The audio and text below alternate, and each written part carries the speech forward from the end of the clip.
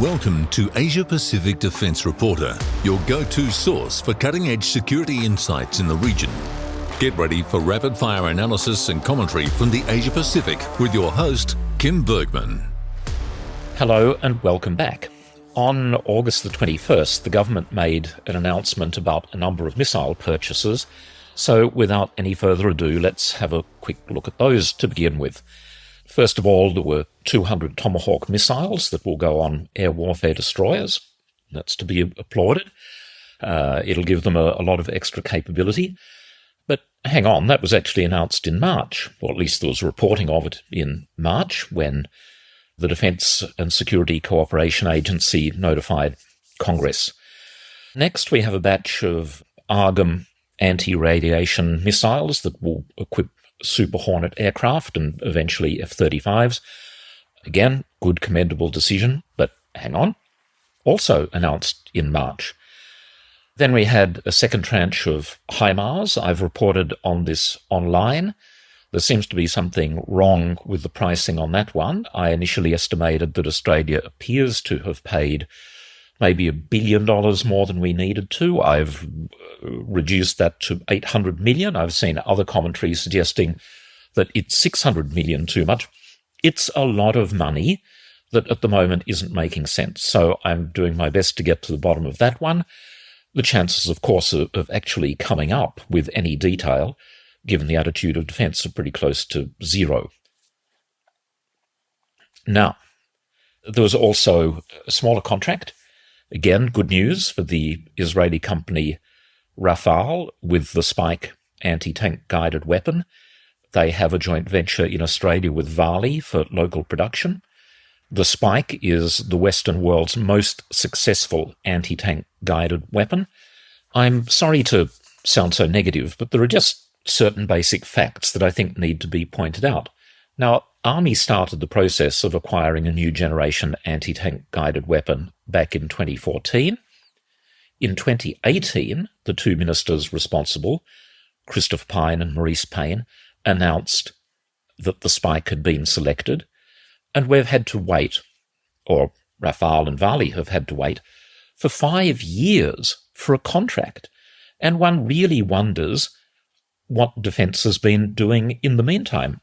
And also, in the fine print of the announcement, it says that Rafale and Vali will deliver the first Spike next year, but it doesn't indicate where it's coming from. It could be a direct sale from Israel.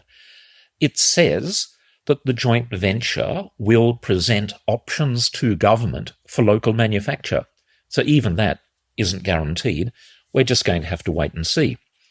The announcement was made by Patrick Conroy, but speaking of which, he also had a leading role at the ALP National Conference on AUKUS and nuclear-powered submarines, and I'm sorry, I wasn't actually planning that far in advance to talk again about submarines, but because it was a feature of the National Conference, there are a few things that were said there that I just have to comment on. The first thing about it that grated with me was the statement from Minister Conroy that basically anybody who disagreed with AUKUS is somehow an appeaser, and he conflated that with a reference to Pig Iron Bob. This was a very important event for the labour movement in 1938, and I'll just give you a bit of background because Conroy's interpretation of it seems to be totally mangled and not really aligning at all with the facts, because what happened in the late 1930s was that the 1938 in particular, the Australian trade union movement had become concerned by Japan's invasion of China the year before and had called for Australia to stop sending iron ore to Japan to fuel the war machine that was being used very brutally against the people of China. Now, this came to a head in very late 1938 when at Port Kembla some trade unionists actually refused to load a further shipment of iron ore to Japan. There was a political crisis. The Attorney General of the day was Robert Menzies, who, of course, went on to become Australian Prime Minister. He threatened the union movement with the use of the Transport Workers Act, colloquially known as the Dog Collar Act, because it was so harsh, it was so repressive. The dispute lasted for several weeks, and it culminated finally in a suspension of the shipment of iron ore to Japan. Now, this reference to pig iron Bob has always been used to disparage Sir Robert Menzies, as in he was the one who was in favour of continuing iron ore shipments. These things would then be turned into bullets and eventually would be fired back and would kill Australian soldiers. So for Pat Conroy to talk about people objecting to AUKUS or being uncertain about AUKUS, and I'm certainly in that latter category, as somehow equivalent to pig iron Bob, just doesn't make any sense. Because in this case, the appeaser was the government of the day, which continued to ship iron ore to Japan, and the people who were trying to safeguard Australian lives were, in fact, the unionists who took industrial action to try and stop it happening. Now, if we look at what's occurring today, and if China is now the big threat, surely the appeaser would be the government that is continuing to ship iron ore to China that's being turned into weapons of war. I mean, that's how I see it. I can't really imagine any other interpretation of the circumstances is possible. I think that Pat Conroy, when he talks about appeasement, actually needs to look at the position of the government when it comes to trade. And certainly I also resent the inference that I've received on many occasions that anybody who dares question AUKUS is somehow disloyal or unpatriotic. I reject that entirely. For example, unlike either the Defence Minister or the Defence Industry Minister, I would like to see defence spending increased and for a far more rapid acquisition of capability take place, such as the purchase of 3 squadrons of Predator B armed UCAVs or the fast-tracking of corvettes. Another recurrent theme at the conference was that AUKUS, or the nuclear-powered submarines, would create 20,000 well-paid union jobs. Now, that was stated by the Prime Minister, by Richard Marles, and by Pat Conroy, 20,000 well-paid unionised jobs. But the question is, in what century are these jobs going to occur? They relate only to the Australian construction of the AUKUS nuclear-powered submarine that supposedly is going to be co-designed with the British and on which work will start, if we're lucky, in the 2040s. Now, there might be some facilities work a bit before then. There might also be a small amount of work for the rotational Virginia-class US submarine force, some wharves to be lengthened and some concrete to be poured, but really that's just about it. By way of comparison, in the UK, BAE Systems, which is still building Astute-class submarines and Dreadnought-class SSBNs, and is preparing for the future AUKUS submarine, they employ a total of 10,000 well-paid jobs. Whether they're unionised or not, I don't know. So how we have come up with this figure of 20,000, double the size of the entire BAE Systems submarine building enterprise, is beyond me. And what I can say, clearly, it's a made-up number. There's no substance to it whatsoever. And again, typically, defence always refuses to release the costings behind these. So politicians grandstand, and they say 20,000 jobs, and some people say, oh, that all sounds nice. But as I say, in what decade? And the other part of this, which is pretty close to a deception, the situation is it's not 20,000 well-paid unionised jobs in 2050 compared with nothing because the Collins class was always going to be replaced by another submarine. It's 20,000 future jobs versus the possibility of, let's say, 8,000 well-paid unionized jobs from 2025 if we were to build an interim conventional submarine. And I believe that's something that seriously needs to be looked at for several reasons, including continuity of submarine shipbuilding so that we have an existing workforce that could transition from conventional submarines to nuclear submarines. Also, it would be a mechanism for submarine crew training that we could build up greater numbers of experienced submarine operators so that if and when nuclear-powered submarines become available, we actually have enough people to crew them. But look, let's return to 1938, since that's something that Pat Conroy has emphasized, and the threat of war with Japan, and let's overlay that with the AUKUS nuclear-powered submarine timetable. The first part of it being an as-yet uncontracted half promise that the US will sell us second-hand, I do emphasize second-hand, Virginia-class submarines in the 2030s when their own domestic production has ramped up. So that's a minimum of 10 years in the future, but more likely 15, if at all. Now, just imagine in 1938, with the drums of war beating and China already having been invaded, imagine what the reaction would have been if the Prime Minister and the Defence Minister had said, we are in the process of increasing our vital submarine force to deter war, and that will begin in 1953 if all goes well. And since a single nuclear-powered submarine isn't going to deter China, we won't be safe until we have at least 4 of them in the water so that at least one of them will always be available. And since the Virginia class are not particularly reliable, that's just a matter of fact, it's not me bad-mouthing the Virginia class, they just have maintenance problems. That would be like saying, to get to 4 Virginia-class submarines, that would be like saying in 1938, our effective deterrent will be in place by 1964. I think it's just a nonsense.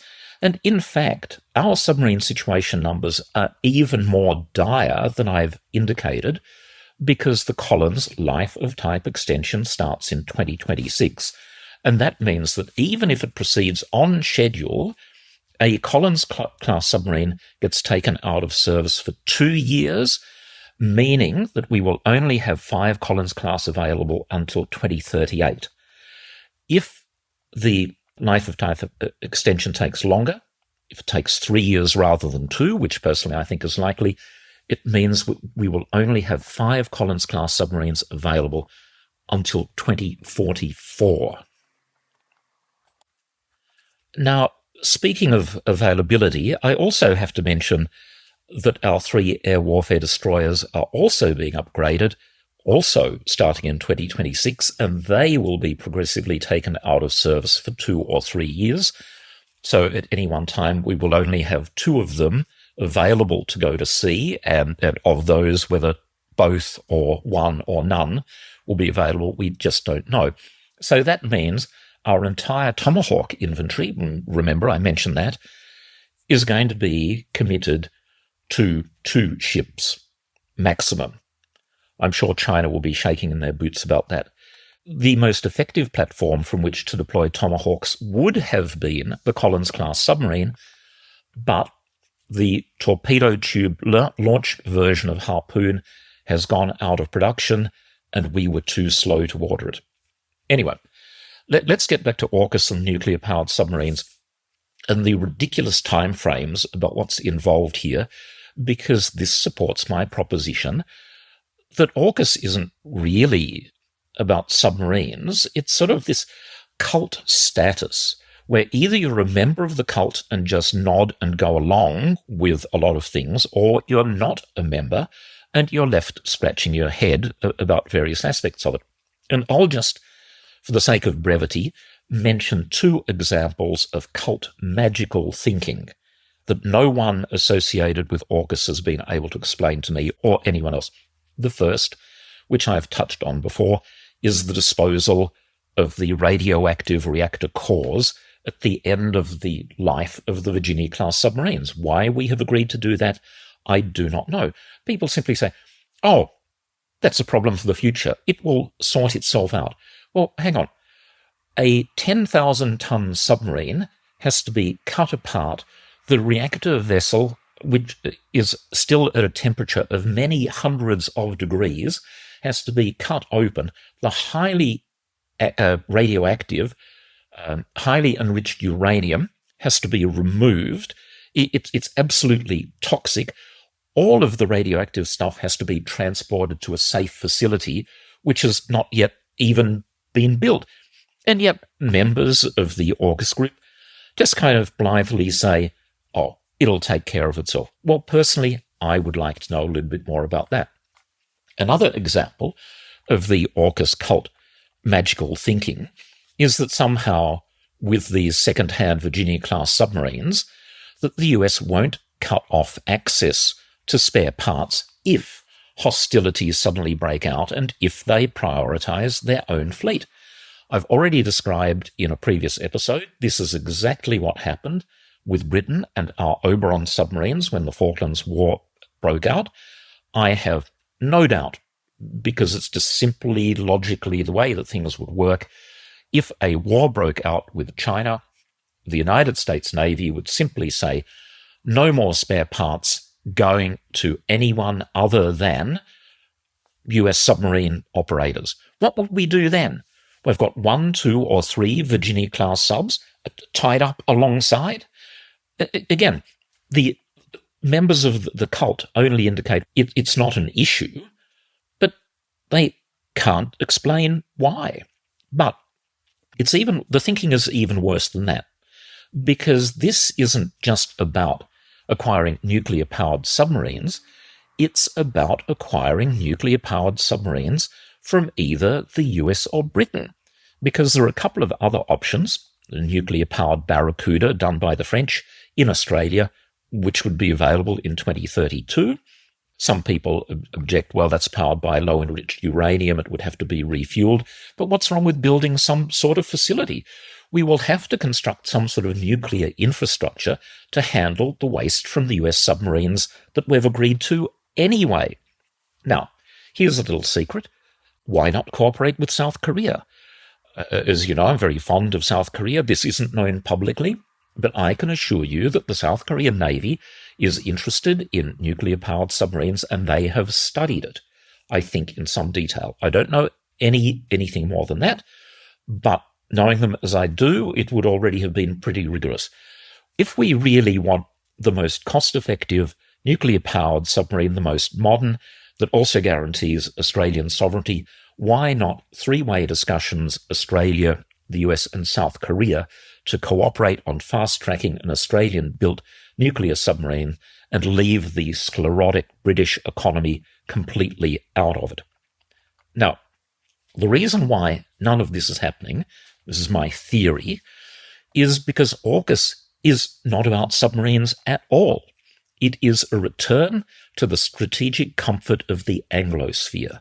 It suits both the government and the coalition to go along with this, because the alternative would be to lay down the law, the ministers, the Prime Minister, to lay down the law to the ADF and Defence, for ministers to actually take charge of what is going on and say, I've listened to your complaints, but you are to commence work immediately on fast-tracking new conventional submarines, the first of which must be in the water by 2029.